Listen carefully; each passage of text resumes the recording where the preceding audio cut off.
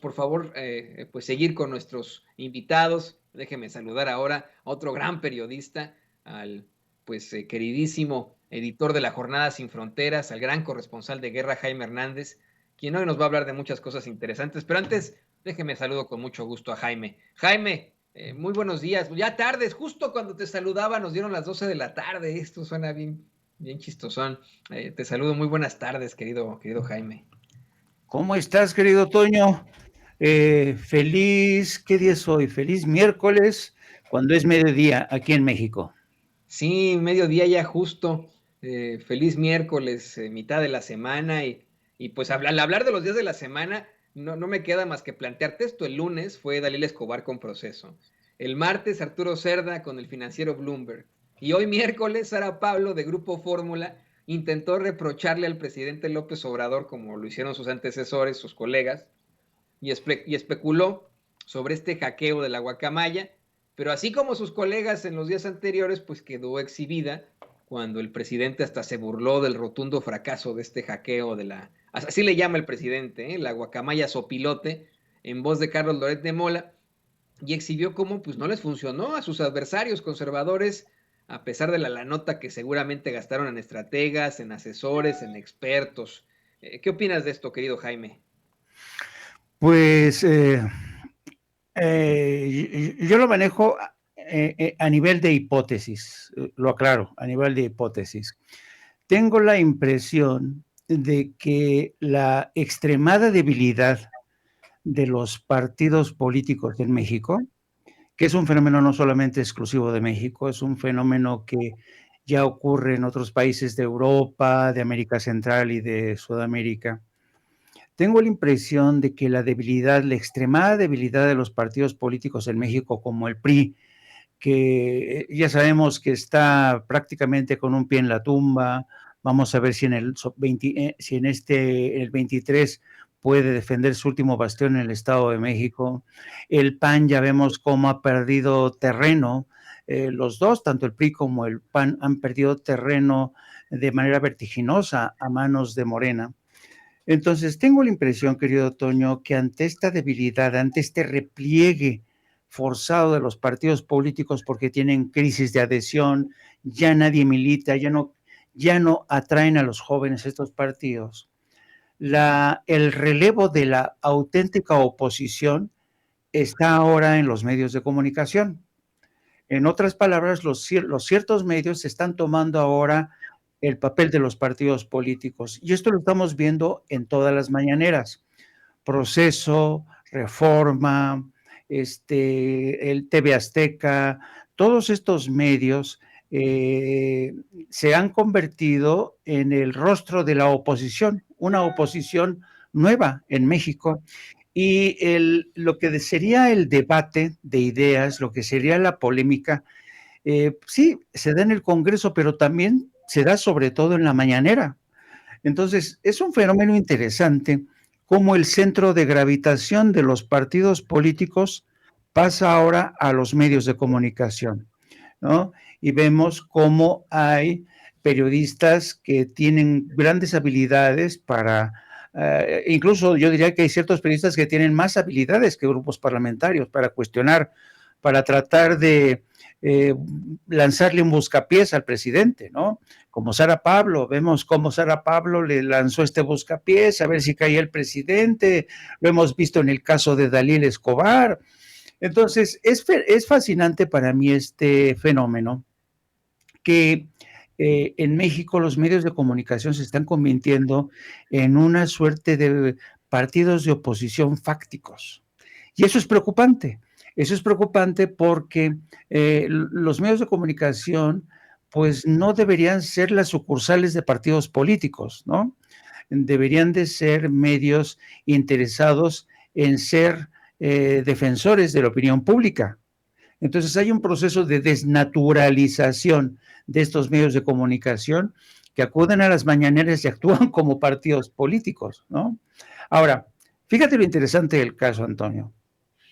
En México, los medios de comunicación que están en contra de Andrés Manuel López Obrador, El Universal, Reforma, este Proceso, XW Radio, Televisa incluso, todos los grandes medios corporativos en México gozan de una absoluta libertad de prensa. No hay ni un solo periodista encarcelado. No hay periodistas a que los hayan corrido de sus medios por instrucciones o por petición del presidente. Bueno, si tú comparas estas estadísticas con lo que está ocurriendo actualmente en Centroamérica, es impresionante. En Guatemala, ayer mismo arrestaron a uno de los directores del periódico por órdenes del presidente Yamatei. En Nicaragua, bueno, no. Tienen a periodistas encarcelados. El director del periódico en Guatemala narraba que fuerzas del Estado habían caído así como un solo hombre, se lo habían llevado a rastras por criticar al gobierno del señor Yamatei. Entonces, esa es la gran diferencia. En Centroamérica está pasando un poco lo mismo. En Costa Rica incluso, que había sido un país que de alguna manera se salvaba antes, Costa Rica era considerada como una especie de Suiza, la Suiza de Centroamérica. Y hoy el problema que está pasando en Centroamérica con el crisis de libertad de expresión es un fenómeno realmente preocupante. Mientras que en México no se ha encarcelado a un solo periodista, a uno solo. No se persigue, ha habido muertes, sí, de periodistas, pero por causas diversas, ajustes de cuentas, crimen organizado, ya sabes, es un azote que nos ha flagelado a los periodistas en México, pero la naturaleza de la violencia que se ejerce en México contra el periodista es muy distinta de lo que está ocurriendo, por ejemplo, en Centroamérica, o de lo que ocurre en países como en África, ¿no? Entonces, yo creo que es muy interesante el fenómeno que estamos viendo. Ya sabes que los periodistas, querido Toño, tenemos un poco de antropólogos, y a mí desde esa perspectiva me resulta fascinante cómo los medios de comunicación en México se han puesto la camiseta. Por ejemplo, el Reforma, todos sabemos que ya tiene la camiseta de Claudio X González, ¿no? El PAN va por México. Hoy mismo uno de los artículos de Claudio X González desgrana cuáles son los objetivos de esta nueva alianza Unidos por México, ¿no? Y entonces te das cuenta que Reforma ya se ha puesto, es como si fuera el órgano oficial del partido Unidos por México. En el caso del Universal, pues el Universal siempre ha sido panista, ¿no? Siempre ha sido de conservador, de derecha, y realmente hay pocos medios que no hayan cambiado el chip y entiendan que las cosas están cambiando. Y es lamentable que los partidos políticos en México ya no tengan credibilidad, se han nido de corrupción. Cuando los escuchamos a los líderes, lo mismo del PRD, el PAN y el PRI, en las martes del Jaguar, viendo cuánto dinero reciben, entonces esto ha desacreditado los partidos políticos, los ha prácticamente desahuciado ante ojos de la opinión pública y de los ciudadanos. Así es que vamos a seguir viendo mucho este fenómeno, querido Antonio, de las mañaneras donde los reporteros llegan con preguntas precocinadas. Hay un fenómeno que a mí me llama mucho la atención. Será que a lo mejor yo soy un viejo reportero. No sé si tú te has percatado que cada vez que llega un reportero a la mañanera, llega con su celular, ¿no? Y mientras hace sus preguntas, están leyendo el celular. Y muchas veces las repreguntas son enviadas desde su redacción. Yo nunca he utilizado el celular, o sea, si acaso anoto algo en mi blog de notas, pero yo nunca recurro a esto para acordarme y saber qué es lo que voy a preguntar.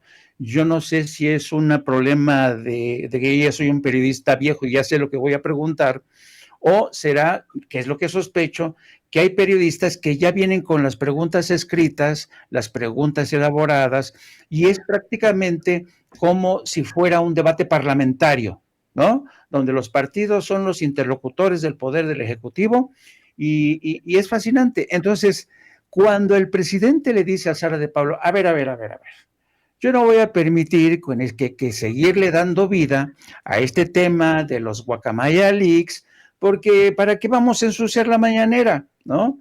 porque en la mañanera se llevan otros temas también de denuncia, de necesidades, de carencia, de injusticias, y no me vengan a traer un escándalo, un supuesto escándalo que resultó ser como el parto de los dos montes, que en Tabasco le salió un buque y que acá en México decimos que nació un ratón.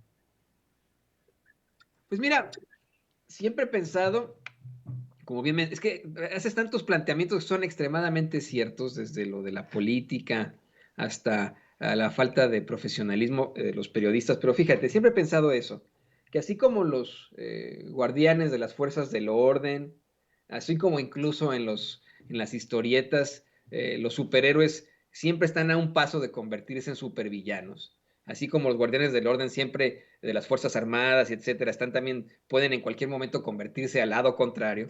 Es lo mismo con nosotros los periodistas en cuanto a la política. Yo siempre he considerado, no sé tú qué opinas, querido Jaime, siempre he considerado que en la política y el periodismo, pues vamos, hay una relación, pero que no puede existir, vamos, una situación de paridad. Es como el agua y el aceite.